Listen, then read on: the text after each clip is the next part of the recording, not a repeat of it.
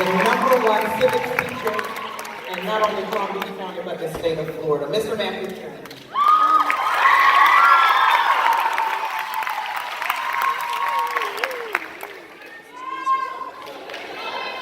Hi.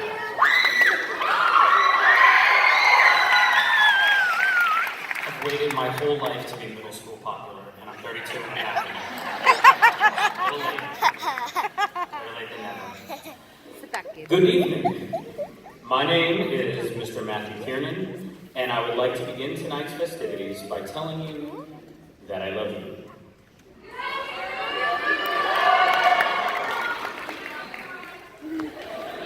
Just wait. I've been fortunate enough to be asked to give this speech before, and as anyone who's ever been in a classroom with me knows, sometimes I start talking, and we end up on weird tangents, like why do we name hurricanes after people? Or like talking about my theory that maybe plants are farming us, giving us oxygen until we die, and turn into fertilizer that they use to grow more plants. Right? I'm just saying. Anyway, like I said, sometimes I forget to say the important stuff, so I just want to say it. I love you. The next thing I'd like to do is ask a question. How many of you have been here since 3rd grade? 5 years, 9 months, and 8 days. If your hand was just raised, that is the amount of time that you have spent as a student at Renaissance Charter School in Summit. That's 2 presidents, 2 principals, 3 assistant principals, a journey from the iPhone 5 to the iPhone X, from Musical.ly to Snapchat to TikTok, dozens of chorus concerts, basketball practices, and 1 Fortnite llama tattoo.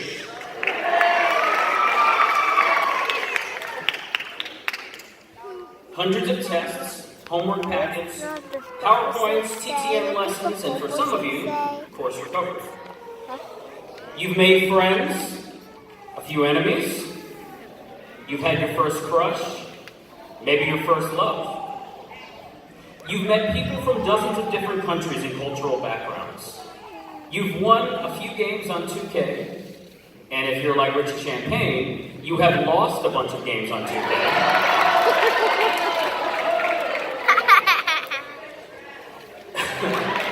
There's Gene Grizzard talking.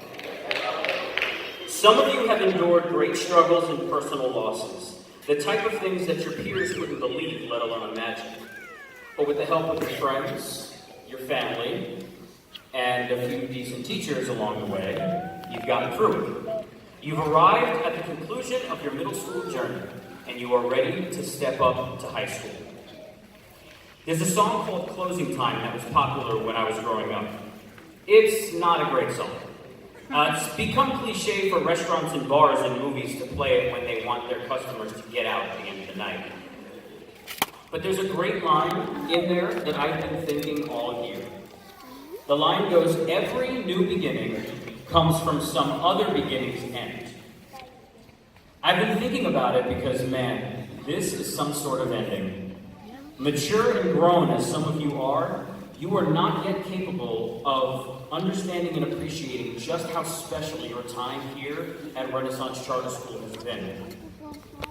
Because whether you're a day 1 person like Jalen or Delilah, or you arrived this year, you may have noticed that there is an uncommon sense of family with this group of students. Family. That's the word of the night. Family. Although families may look different from one another, they all feel the same. They feel like love. The sort of love where you would jump in front of a train to save them, but also sometimes you would kind of want to punch them in the face. The sort of love that compels you to take care of each other when you're sick. To sit on the floor of a bathroom when your friends feel like they're not strong enough to stand up. To trade comic books, play video games, send streaks, debate furiously, and in the case of Tanisha, Lainey, and Daniela, loudly. 1 minute, and in the very next minute, hug each other. To put lotion on each other's ankles. That happened. To accidentally share my cell phone number to the entire school on Snapchat. Also happened. To develop traditions like Christmas parties, gift exchanges, study sessions, taking care of Allie Walden when she breaks her leg every year. Also a tradition. The sort of love that inspires you to not sit on the sidelines, but to fight for change, to speak your truth fearlessly, and press those with power to make changes, not just to benefit yourself, but to others around you. In a word, service. Family is service. And in serving others, you've experienced the truth of something President Roosevelt once said. The best prize that life has to offer is a chance to work hard at work worth doing. This is what family feels like. And no matter what the next chapter of your life ends up being, I encourage you to never settle for anything less than exactly this feeling. Crave it, demand it, but most importantly, build it. The idea behind your time here at Summit is simple. That with hard work, love, and service, a group of strangers can become a family and change the world. Your teachers challenge you to solve problems instead of feeling defeated by them. While certain powerful people search for ways that they can take, a true leader identifies what she can give.